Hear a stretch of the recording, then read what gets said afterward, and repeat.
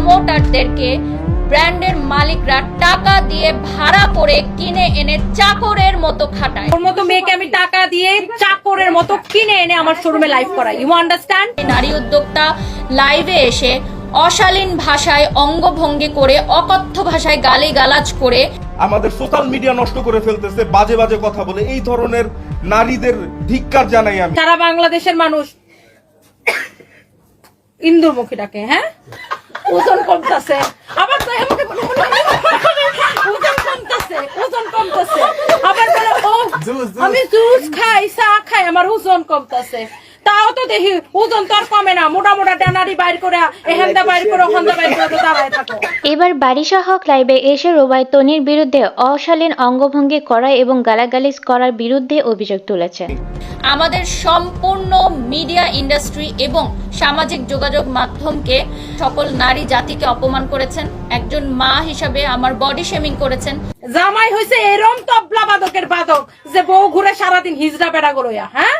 এমন তবলা বাদকের বাদক। তিনি অভিযোগ তুলেছেন রুবায়েত ফাতেমা তনি সকল নারী জাতিকে অপমান করেছেন এবং বডি শেমিং করেছেন। একজন মা হিসেবেও তিনি আমাকে বডি শেমিং করেছেন। 2025 সালে দাঁড়িয়েও বডি শেমিং এর শিকার হতে হচ্ছে। 2025 সালেও এসে আমাদেরকে বডি শেমিং এর মতো জঘন্য বুলিং এর শিকার হতে হয়েছে। এবার এই কথার প্রেক্ষিতে জবাব দিলেন রুবায়েত ফাতেমা তনি। ফেসবুক পোস্টে তিনি লিখেছেন, এর থেকে নোংরা ভাষা আর কি হতে পারে আমার জানা নাই। টক শোতে যোগ দিতে পারেননি আপনি, আর আপনার তবলাবাদক জামাই আমার হাজবেন্ডের মতো একজন ভদ্র মানুষকে জড়িয়ে সেক্সুয়াল হ্যারাসমেন্ট ইঙ্গিত করে যে পোস্ট করেছে নিশ্চয়ই ভুলে যান নাই। হইছে এরম তবলা বাদকের বাদক। তুমি ঐশ্বরিয়া রায়ের গুয়ের মতো। সাহস অনেক বেড়ে গেছে সবার। নিজের ফুটানি সারাক্ষণ নিজের তবলা নিজেই বাজাইতে থাকে। কিছু না বলতে বলতে চুপ থাকতে সাহস বেড়ে গেছে। কিছু বলি না বলে কি সাহস বেড়ে গেছে সবার। তুমি বলিউডের নায়িকাদের পাশার মতো, যা মন চায় তাই বলতে পারবেন আমাকে।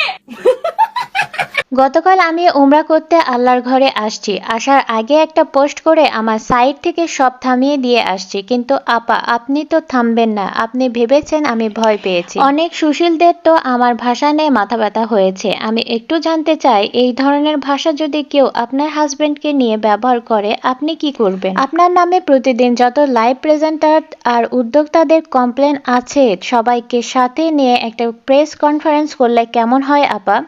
দেখি আপনি আর আপনার তবলা কয়টা অভিযোগের উত্তর দিতে পারে। উদ্যোক্তাদের নিয়ে বয়কটে ডাক দিব। বয়কট ইঁদুর ডাক দিব।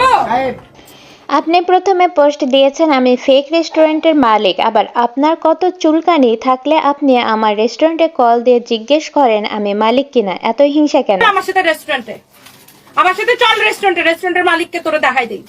আপনি মানুষকে কি পরিমাণ অত্যাচার করতে পারেন? হাউন আঙ্কেলকে দিয়ে ব্লগার ছেলেটাকে কি অত্যাচারটা করেছিলেন নিশ্চয়ই মনে আছে। জুয়া খেলা প্রমোট করে, জুয়া খেলা ভুলে গেছে? জুয়া খেলা যে প্রমোট করে, জুয়া খেলা।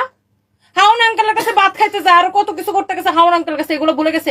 এগুলোর ছবি সবকিছু ফেসবুকে আছে। জুয়া প্রমোশন, ক্ষতিকর পণ্য প্রমোশন, মানুষকে কল দিয়ে থ্রেট দেওয়া, মানুষের টাকা নিয়ে ঠিক মতো কাজ না করা, আরো কত। ঠিক আছে আমি দেশে আসি, সবাইকে ডাকি, দেখি কতজনের অভিযোগের উত্তর আপনি দেন। আর আপা শোনেন, আমি ভয় পাই না। আমার স্পষ্টতা আর স্বচ্ছতার জন্য আমাকে ভয় পায়।